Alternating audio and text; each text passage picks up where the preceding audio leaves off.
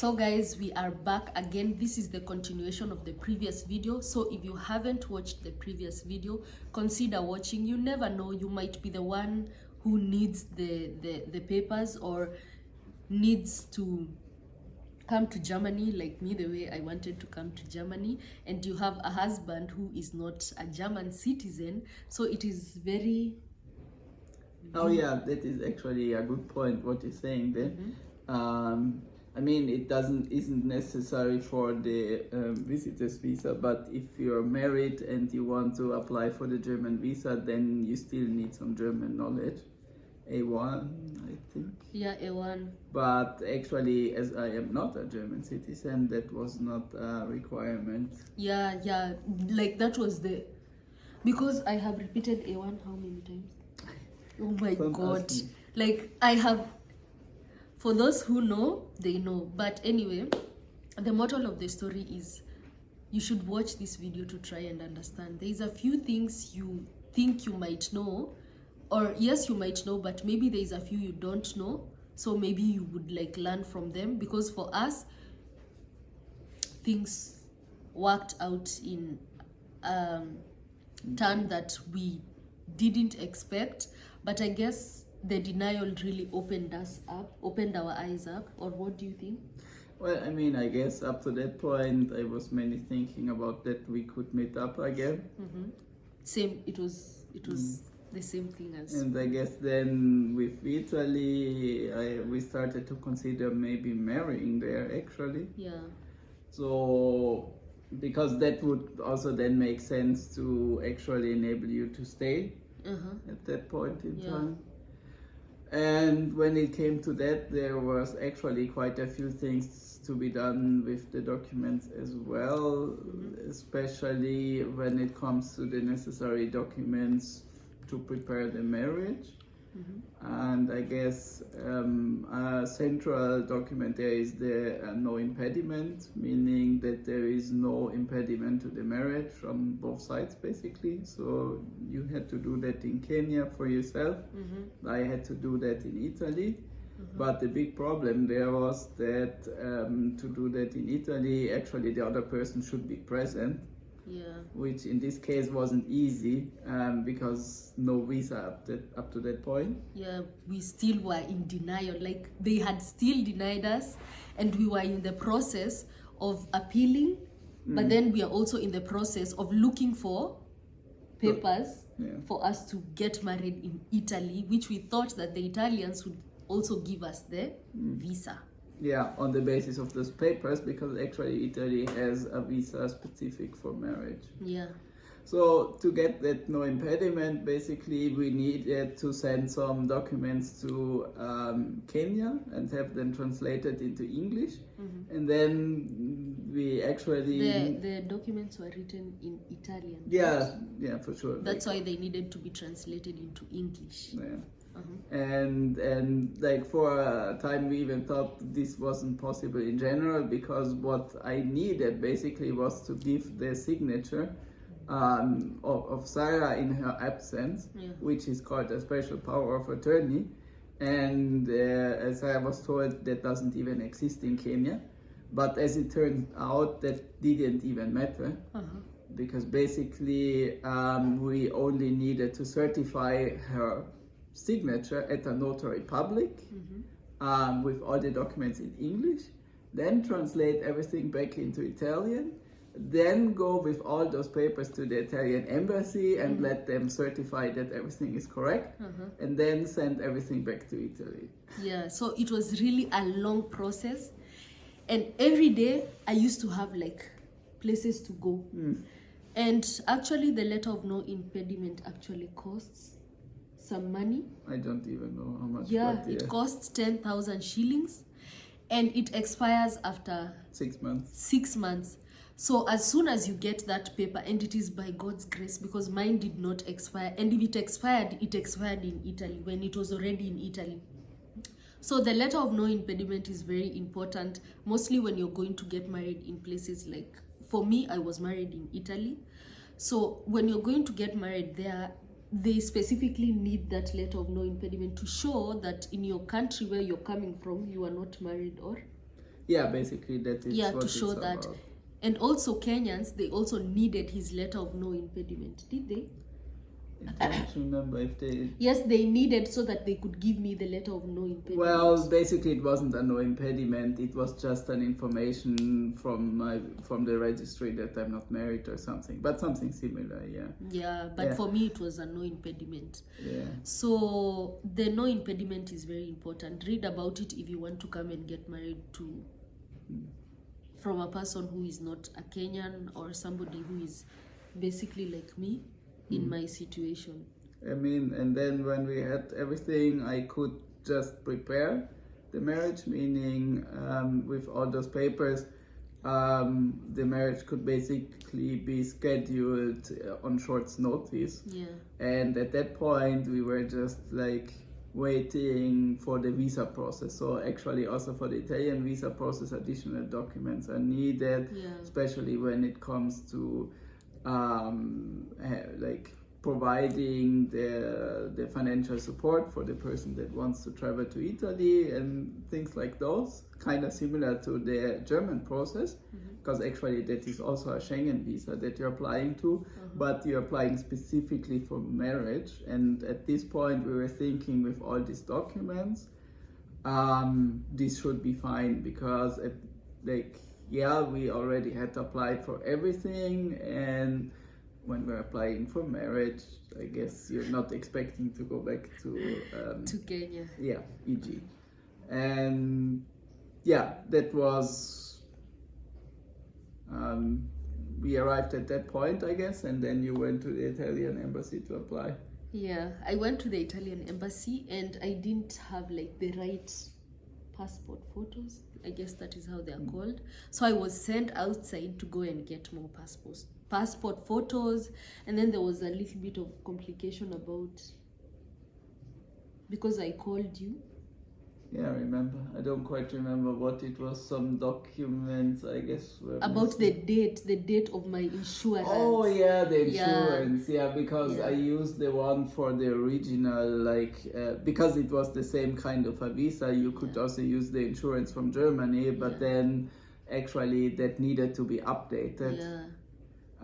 Because the dates weren't matching. Yeah, but we just we just updated it ourselves, but anyway, it was still valid up to that point. So I went back, and then I was like told to go update that, blah blah blah, and then I had all those papers again, and then I submitted my papers to the Italian embassy. Well, actually, I guess that wasn't directly the embassy. They outsourced it to another office, but those forwarded it then to the Italian embassy. Yeah, so in my surprise, I submitted everything and we had all the papers.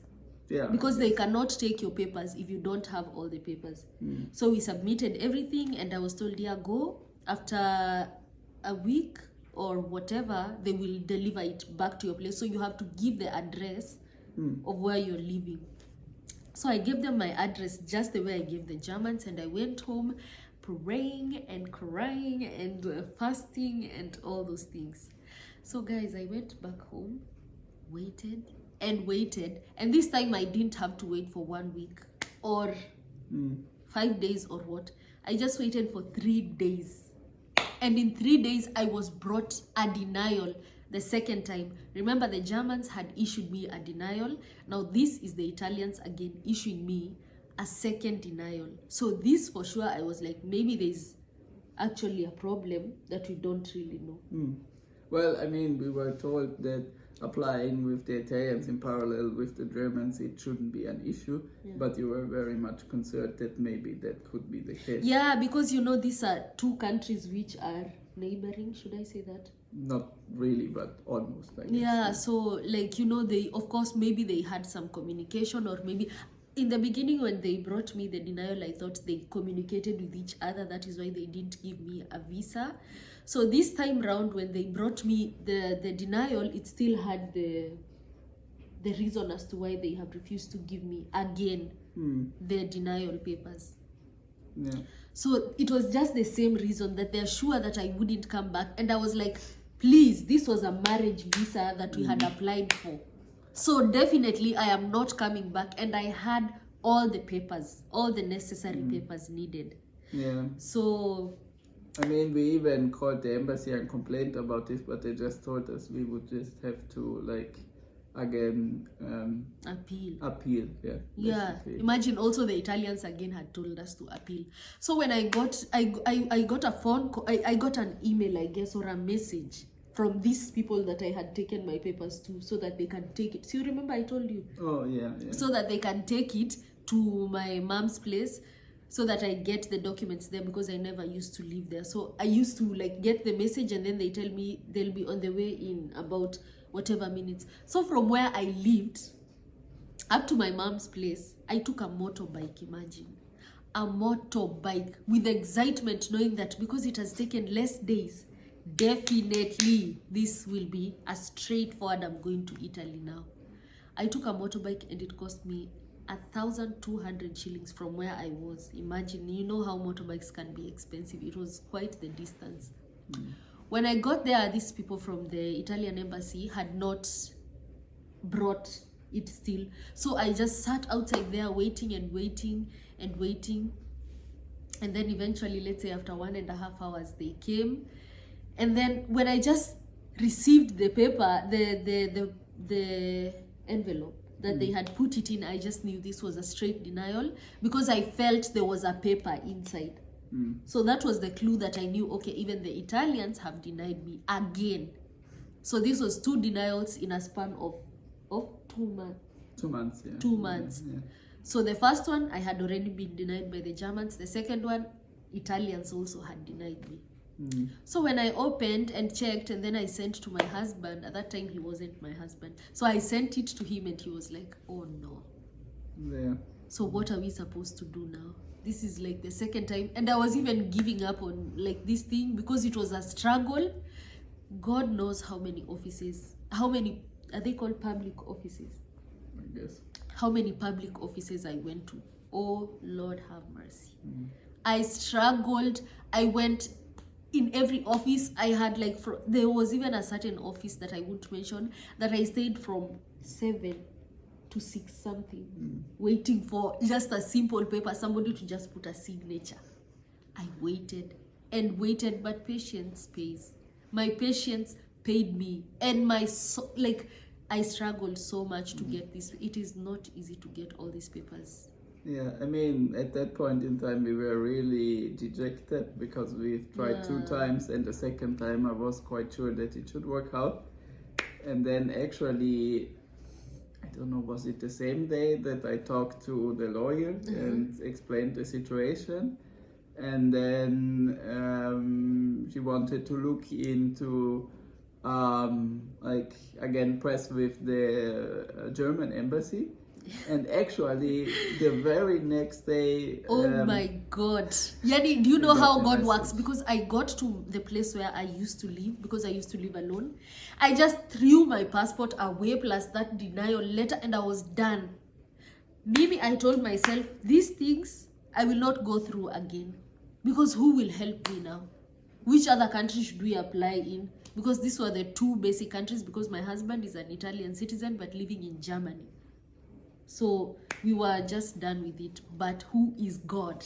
The next day, we didn't have to wait for years or months or The next day, German embassy. Come for your visa. But I still had to go to the Italian embassy, because they had your documents, yeah, especially the no impediment, which was really important. Yes. And yeah, I mean, that was then, on the other hand, a good thing that we already had prepared all the papers for Italy. Yes. That was like the happiest moments, because at least knowing that I'm coming to Germany, going to Italy will not be a problem, and him marrying me will not also be a problem, because we already have the necessary documents. Yeah, and it was a Schengen visa, so it was no problem traveling to Italy. Yeah, so eventually I came to Germany, but the funny thing, when I was at the airport, I was stopped by a certain security guard before I could like exit the airport to go and meet up with him, because I saw him on the door. Should I say on the door? Okay. So when I saw him, I was so excited and I was running towards and at that point I didn't know anything. I didn't even know the language itself. So I had all those documents for the marriage in my suitcase, and they opened up my suitcase. Like, this is one thing I will never forget. So when they opened my suitcase, like, this lady was just removing things. I guess it was a security check, which was necessary. Well, mostly, I guess they checked your luggage, which is typical. They can do that to see if you're like transporting anything that is not legal, or you would have to pay taxes on it. And then by doing that, they saw those documents. By doing that, they saw the documents that I had for the marriage. And then the woman asked me, which documents? Why do you have these marriage documents? And then I was like, I don't even know. This guy that I'm going to meet just told me, like, I should bring them to him from a friend, blah, you know, like acting like you don't know. But at that point, my heart was just like, please don't take those documents, because if you do, I am going back to Kenya. But anyway, all in all, everything went well, thanks to our lawyer, who really helped us so much. One day we'll also help. Hopefully. So thank you so much to our lawyer. Thank you so much for my family for teaming up with me. Thank you so much to him, my husband. He really did a lot for me, and I'm so grateful. And all in all, this is like, to me, I would say this is like something that we should celebrate about, like, each other, because he really like persevered me for a very long time. And you know, sometimes it just takes somebody who really appreciates you and knows your value to really wait upon you, do all these things for you, like, struggle with you. Give up on it also, I guess, because there was quite a few points in time when we are both quite dejected and unhappy about the state of things, but we still went on and looked for another solution. Even there was a time we wanted you to come to Kenya and marry me. Like, that was quite the struggle, because even if you were my husband, it doesn't necessarily mean or guarantee me a visa. Yeah, so I always was thinking it would be a good idea for Sarah to be able to come to Europe first, and then we can go from there. Yeah, so our wedding happened in Italy, and one day we are going to share with you how it went down. But unfortunately, we don't have videos, we just have pictures. All thanks to one of my beautiful auntie. Thank you so much for giving us this album over here. This album has a lot of memories the memories that we celebrated during our wedding, and we are so grateful for everything that has happened to us. We are grateful for the journey that we went together, because that journey was not easy, but eventually we made it. Yeah, so guys, up to this point, we want to say thank you so much for the new subscribers. Thank you so much for the returning subscribers. And all in all, I still came to Germany. They gave me the visa. So yeah, thank you, Germany. And after the visa, after the marriage, I cannot go back to Kenya, because I was given the right to stay here in Germany, specifically because we both live in Germany and not in Italy. So until next time, guys, see you on the other video, and thank you so much. And make sure you watch and take in a few details, because going from your own country to another country is not easy. It takes quite a lot of strength for some people, and you never know, maybe this video would encourage you if you are in a situation where you think things will not work out for you. Eventually they will, because for us, we did not wait that long. We did a long distance relationship for 5 months, but believe you me, it is not easy. And also bringing in all the papers and putting in all the hard work and everything, it was also not easy, but eventually we made it. And we are happy where we are. We are couples, but not newly. We are husband and wife, but very old in marriage, actually. We are past honeymoon stage, but we are happy at this point. And yeah, so this is where we want to end our video and say, so if you are going through this, best of luck to you. Yeah. We hope and pray that you are also able to reach where you want to go. Yeah. And accomplish what you want to do. Exactly. So until next time, what do you say? Goodbye. Bye bye.